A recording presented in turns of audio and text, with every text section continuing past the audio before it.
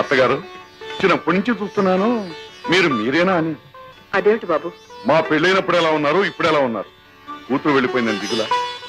కాదు బాబు, కొడుకు చెడిపోతున్నాడేమోనని. అదేంటమ్మా, అన్నయ్య చెడిపోవడం ఏంటి? అసలు మీకు అనుమానం ఎంత కలిగింది? దానికి కారణం ఉంది బాబు. చిన్నప్పుడు వాడి జాతకం చూసి అమావాస్య అర్ధరాత్రి పుట్టాడు, అయితే చాలా గొప్పవాడన్నా అవుతాడు, లేకపోతే పెద్ద గజ దొంగ హంతకుడు అవుతాడని చెప్పారు.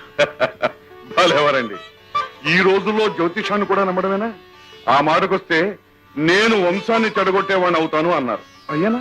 ఏమో, ఎవరు చూశారు? అయ్యగారి సంగతి ముందు ముందు కదా తెలియాలి. ఆహా, చూశారా అత్తగారు, మీ కూతురికి నా మీద ఎంత నమ్మకము. అది ఒక రకంగా నిజమే బాబు. ఎప్పుడు ఎవరికి ఏ బుద్ధి పుడుతుందో చెప్పలేం. నువ్వేం అనుకోవద్దు బాబు. ఎందుకు చెప్తున్నానంటే, లలితని నాకు ఒక చెల్లెలుండేది. అమ్మా, నీకు చెల్లులా? ఎప్పుడు చెప్పలేదే. మా పెళ్ళెప్పుడైనా కనపడలేదు? నాకు కనపడే చాలా సంవత్సరాలైంది. మేమిద్దరం కవల పిల్లలం. అచ్చు నాలాగే ఉంటుంది. దానికి ఎప్పుడు ఏ చెడు సావాసం పట్టిందో ఉన్నట్టుండి ఒక రోజు కనపడకుండా పోయింది. అక్కడుంది, ఇక్కడుంది, ఇలా ఉంది, అలా ఉందని కొన్నాళ్లు పాడు కబుర్లు విన్నాం. ఆ తర్వాత వినడమే మానేశాం. ఓహో, అదే సంగతి. అత్తగారు, మీరు ఒంటరిగా ఉంటే ఇలాంటి ఆలోచనతో దిగులతో కుమిలిపోతుంటారు. నా మాట విని మాతో వచ్చి ఉండండి. మాకు మాత్రం ఎవరున్నారు పెద్ద దిక్కు? మీరు తప్ప. ఆ మాట చాలు బాబు. అంటే నేను ఉట్టి మాటల మనిషినేనా?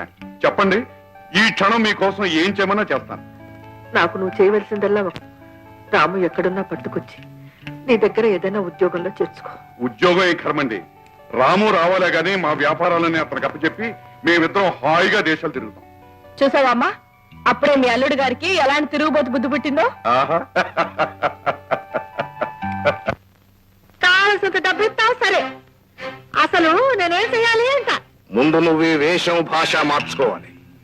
కాస్త గొప్పింటి ఆడ మనిషిగా కనపడాలి. ఎలా నే పుట్టింది గొప్పింటానే, కానీ ఏం లాభం?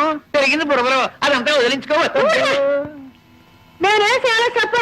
నువ్వేం చేయాలో మేము తర్వాత చెప్తాం. నమ్మకంగా చేశావా? నువ్వేం అడిగినా ఇస్తాం. దగా చేశావా?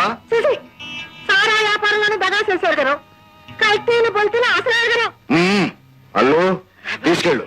నడు నడు ఉతికి ఆరేసి ఇస్త్రీ పట్టించి చంద్రబాబులా తయారు చేస్తాను. నడు.